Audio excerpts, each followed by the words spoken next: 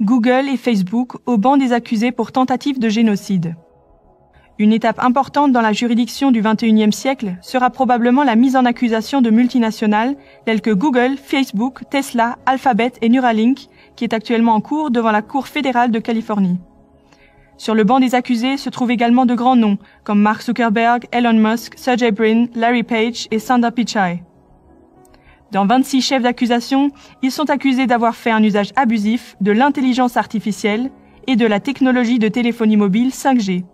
Ils sont également accusés de complicité et de soutien au génocide, ainsi qu'au trafic d'organes et d'êtres humains en Chine. Les accusations sont basées sur l'hypothèse que les accusés ont acquis un pouvoir inimaginable sur tous les citoyens du monde par le biais de manipulations avec l'aide de l'intelligence artificielle sans y être légitimés. Ce sont des faits de conspiration, car cet acte d'accusation montre l'énergie criminelle sans scrupules avec laquelle les géants de Google, Facebook et autres veulent asservir et même sélectionner l'humanité.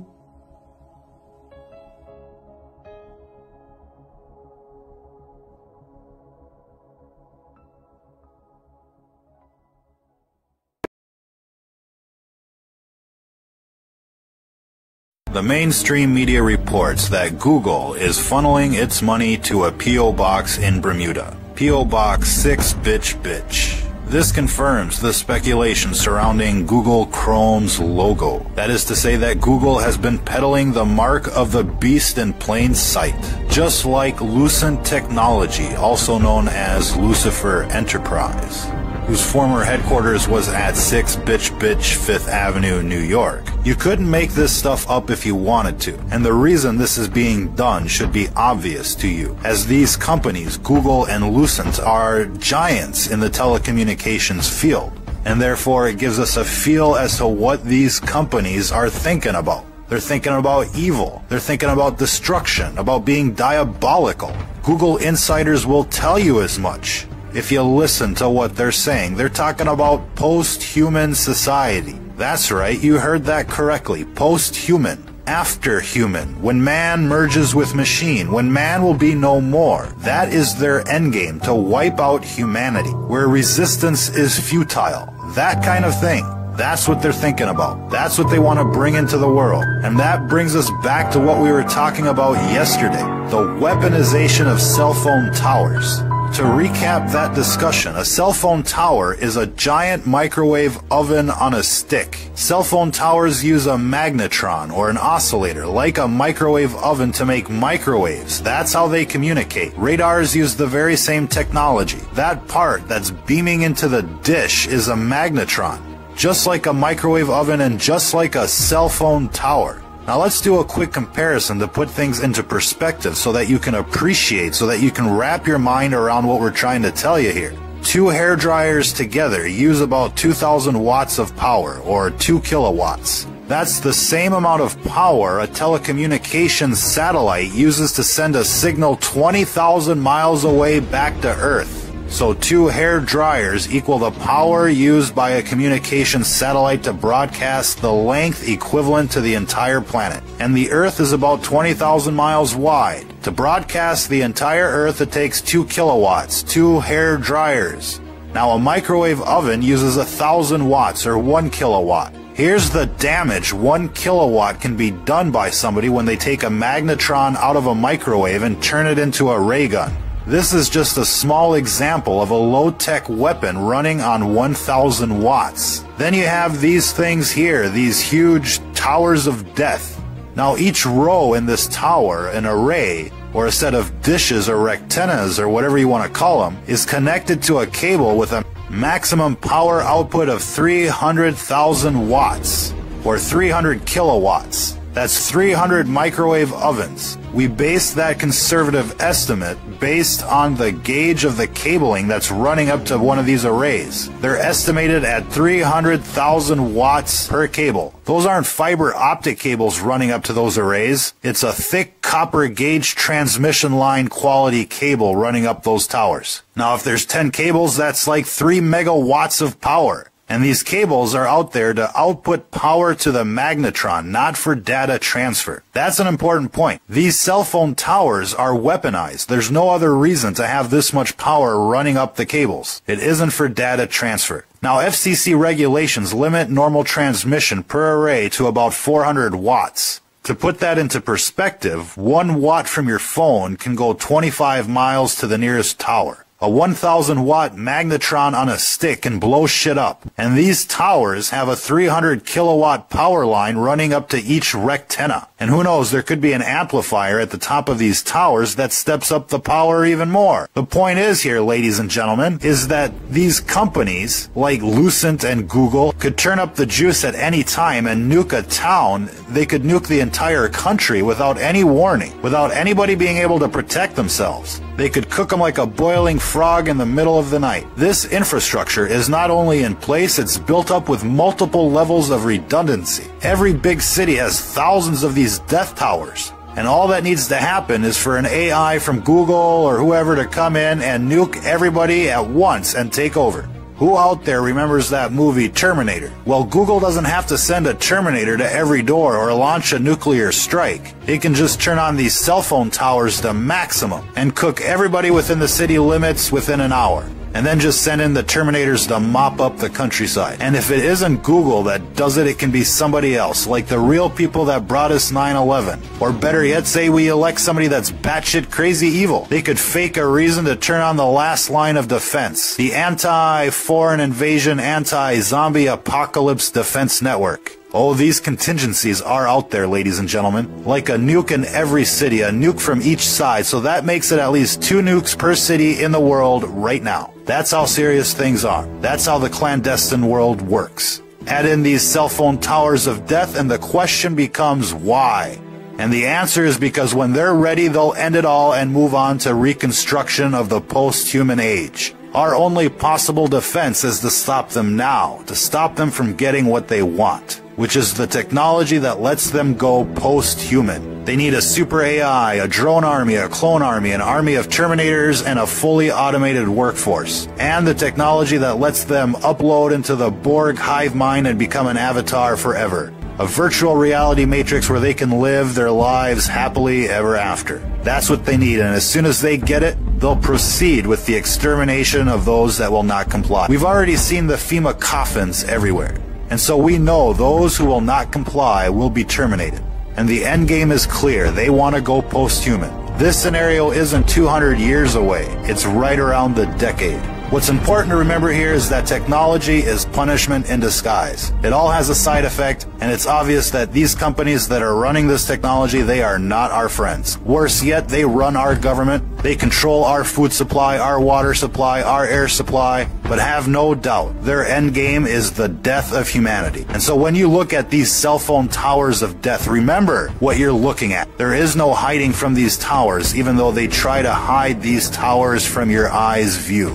Because they do not want you to see how outnumbered and how outplayed and how ready for the slaughter you actually are.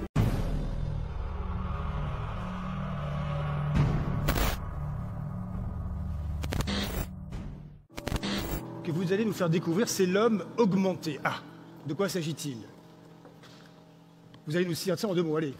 Eh bien, l'homme augmenté, c'est l'utilisation des nanobiotechnologies, des sciences du cerveau, pour augmenter les capacités humaines. Alors il y a un versant sur le corps, c'est l'homme bionique, c'est l'homme rendu immortel, qui est développé notamment par la filiale de Google destinée à euthanasier la mort, qui s'appelle Calico. Et puis il y a le versant spirituel et intellectuel, qui est la neuroaugmentation, c'est-à-dire l'augmentation des capacités intellectuelles par une voie biologique ou par une voie neuroélectronique. Aujourd'hui, la voie la plus importante, c'est la voie neuroélectronique, avec 2 grandes offensives industrielles. La première de Mark Zuckerberg en avril dernier, qui s'est engagé à fournir dès 2019 les premiers prototypes de casques télépathiques pour communiquer d'humain à humain par la pensée, et d'humain à ordinateur et d'ordinateur à humain. Et Mark Zuckerberg, le propriétaire de Facebook, s'est engagé à ce que le débit soit 5 fois plus élevé que le débit de communication humaine traditionnelle. Et puis la deuxième voie, qui est un petit peu plus transgressive, un petit peu plus bouleversante pour les judéo-chrétiens traditionnels que nous sommes, c'est la voie d'Elon Musk avec sa société Neuralink, qui est en train de développer une gamme de microprocesseurs miniatures destinés à s'enrouler autour de nos 86 milliards de neurones pour augmenter notre mémoire et notre quotient intellectuel, de manière, explique-t-il, à nous permettre de lutter contre l'hégémonie de l'intelligence artificielle dans les décennies qui viennent. On voit que Tesla, Elon Musk et Zuckerberg, Facebook, nous dessinent un univers d'hommes augmentés, d'hommes cyborgs, d'hommes ayant des capacités intellectuelles plus fortes qu'aujourd'hui, ce qui est bouleversant d'un point de vue philosophique, politique, mais avec également des implications économiques majeures, vous pouvez l'imaginer. Alors nous ne sommes pas dans la science-fiction, tout cela est réel? Il ne s'agit pas de science-fiction, il s'agit de business model. Et il s'agit de business model de gens qui ont des moyens illimités, qui ont les meilleurs technologues au monde, les meilleurs informaticiens, les meilleurs spécialistes du cerveau. Elon Musk a recruté une équipe absolument exceptionnelle à Neuralink, qu'il dirige, puisqu'Elon Musk dirige SpaceX, Tesla, mais aussi Neuralink, des gens d'un niveau tout à fait exceptionnel qui vont, dans les 10, 20, 30 prochaines années, révolutionner l'organisation du travail, bien sûr, l'organisation politique et l'école, bien évidemment. Vous imaginez bien que le jour où des microprocesseurs augmentent de 50 points le quotient intellectuel de nos enfants, l'école va être très très sérieusement, non pas menacée, mais en tout cas challengée par ces neurotechnologies, puisque vous savez qu'aujourd'hui, l'école améliore la culture de nos enfants, mais augmente très très peu leur capacité cognitive, hélas. Alors, docteur Laurent Alexandre, permettez-moi de vous dire que tout cela est à la fois magique et un petit peu inquiétant. Faut-il un moratoire sur l'intelligence artificielle? Il n'y aura pas de moratoire sur les nanobiotechnologies, la génétique et l'intelligence artificielle, parce que ces technologies ne sont pas issues de notre vieille Europe, lasse, fatiguée et blasée. Elles sont issues de la Californie et de la Chine, et vous connaissez le budget militaire dans nos pays européens. Nous ne risquons pas de bombarder la Californie et la Chine pour les empêcher de faire de la génétique et de l'intelligence artificielle. Donc nous allons vivre cette révolution des technologies NBIC, nous allons vivre la révolution des neurotechnologies d'augmentation, et si nous voulions avoir notre mot à dire dans cette immense bataille technologique avec les implications philosophiques et politiques qu'on a vues, il faudrait que nous rattrapions notre retard d'un point de vue technologique et géopolitique, ce que nous ne faisons pas. Donc le tsunami neurotechnologique va arriver, nous allons le subir, il va être riche de beaucoup de promesses. Sa régulation, hélas, si nous n'y prenons pas garde, risque de se faire sur les bords du Pacifique et pas sur les bords de la Seine. Alors pas de régulation, vous dites cela risque d'arriver, quand ça? Alors Elon Musk pour ce qui concerne de la télépathie, Zuckerberg a fixé un objectif en 2019, c'est-à-dire dans 500 jours. Dans 500 jours. Ah, c'est là donc. C'est demain matin. Ouais. Et la technologie d'Elon Musk qui est plus invasive, on peut penser qu'on est entre 2030 et 2040, mais ça va concerner au début de la vie professionnelle les enfants qui sont aujourd'hui en maternelle. C'est donc une révolution technologique et politique et éducative qui va concerner la nouvelle génération. On n'est pas dans la science-fiction, on est dans un choc philosophique et civilisationnel majeur qu'il faut réguler, et vous voyez bien que notre problème, ce n'est pas la technologie galope et nous allons être gavés, saturés de technologie. Notre problème, c'est la politique et la philosophie. Il y a une désynchronisation complète entre notre pouvoir technologique et notre réflexion philosophique et politique. La fabrique philosophique, la fabrique des idées est à l'arrêt, alors que la technologie galope de plus en plus vite depuis les rivages de la Chine jusqu'à la Silicon Valley. Alors, docteur Laurent Alexandre, je vois les regards dans la salle. Tout le monde est surpris et passionné par ce que vous dites. Vous acquiescez, vous approuvez ou vous êtes inquiet? Je ne sais pas. C'est compliqué de faire une sorte de sondage public comme ça, à main levée, je ne sais pas. Est-ce que vous êtes inquiet du propos qui vient d'être tenu? Levez la main ceux qui se disent un peu effrayés. Alors attention, voilà. Voilà, quand même, c'est intéressant. Je tiens à préciser que je ne suis pas le patron fondateur de Neuralink, c'est l'industriel le plus connu au monde qui a lancé, et puis Mark Zuckerberg et Elon Musk qui lance ça, c'est de notoriété publique. Moi je ne suis pas un oiseau de mauvais augure et je ne suis pas le fabricant de ces technologies, je ne suis qu'un expert des conséquences politiques et géopolitiques du tsunami technologique. Docteur Laurent Alexandre, question toute simple, toute bête, l'homme plus intelligent, l'homme augmenté, est-ce qu'il y a aussi un pas vers une recherche de l'immortalité? Est-ce que c'est un autre sujet? Les deux sont liés. D'abord, il faut beaucoup d'intelligence artificielle et d'intelligence pour comprendre le vieillissement, qui est d'une complexité inouïe. Vous savez que le séquençage ADN, tout seul, c'est 20 000 milliards d'informations. Donc progresser dans la lutte contre le vieillissement, ce que souhaite, je le disais tout à l'heure, Google au travers de sa filiale Calico, dont l'objectif est de tuer la mort, et d'aller vers la mort de la mort dans quelques décennies, cela suppose beaucoup d'intelligence artificielle, et donc nous avons un lien très étroit entre immortalité et intelligence artificielle et neurotechnologie. La mort de la mort suppose un développement massif des technologies d'industrialisation de l'intelligence. Derrière, nous avons deux problèmes. Est-ce que cette mort de la mort et cette industrialisation de l'intelligence artificielle va s'accompagner d'une démocratisation de l'intelligence biologique? Et puis il ne faudrait pas non plus que toutes ces technologies conduisent à la mort de l'homme et à un monde où l'homme n'aurait plus sa dignité, ne serait plus qu'un instrument technologique au lieu d'être ce qu'il doit rester, c'est-à-dire un élément pensant, un élément philosophe qui n'est pas uniquement fait de matière technologique et pas uniquement fait de business model.